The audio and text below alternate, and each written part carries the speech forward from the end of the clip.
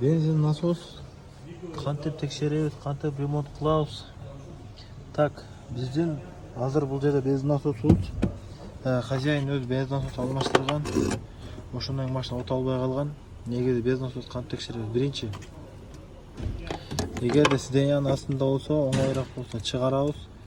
Питание текшеребиз. Могу штекерде именно ушул эки, мына карасаңыздар, борсок сыяктуу болуп турат.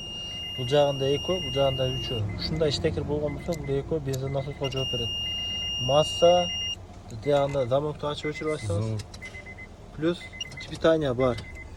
И бул жакка сайып туруп, ордуна. И мономер менен мындай мономердин негизи түрлөрү көп. Мономер баягындай базарларда сатат. Бул газдын мономери 200 сом турат, арзан. 200 сомдон 1,5 миңге чейин. Шлангага улап аласыңар. Влагостоящий болуш керек. Азыр мына давление 1ге жетпей таштабат. Бул канча болуш керек? 3-8 өзү стандарт. Мына жерде 1 0 1 2 3 мына 4кө жакын мына жерде чейин өзү стандарт. Ошол жерге жеткенде 3-8ге. Калганын клапан сливать этет, 3-8ди кармап турат. Машинаны өчүргөндө 3төн баштап 2ге чейин түшөт. 2ден ылдыйга эгер таштай турган болсо, анда обратный клапан алмашат же шлангалардан утечка болуп аткан болот. Ошондо биздики азыр проблема таптакыр качать эте албай атат.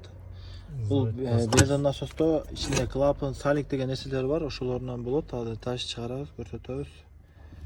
Мынакей азыр мынтип ручной кантип текшересиңер. Эми азыр тигиндей стенттер менен текшерели десек, көбүндө стенд жок. Ошон үчүн ручной текшергенде кандай текшересиңер?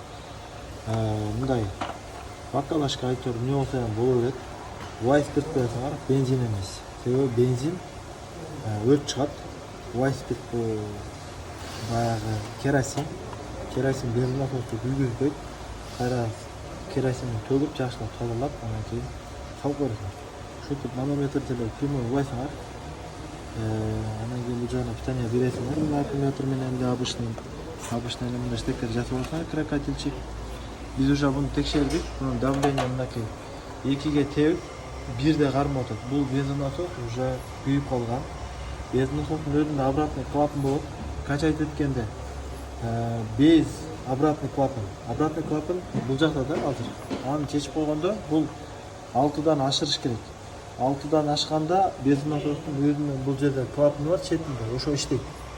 6дан ашканда 6га чейин тебет дагы. Кайрадан токту үзгөндө минимум 3 же 2,5га келип токтош керек.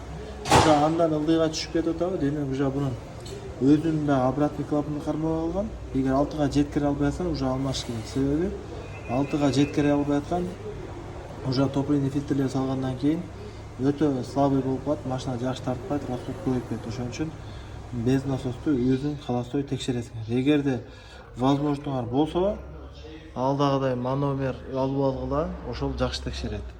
А так шарт жок болсо, мындай арзан дешевый вариант менен текшерип турасыңар.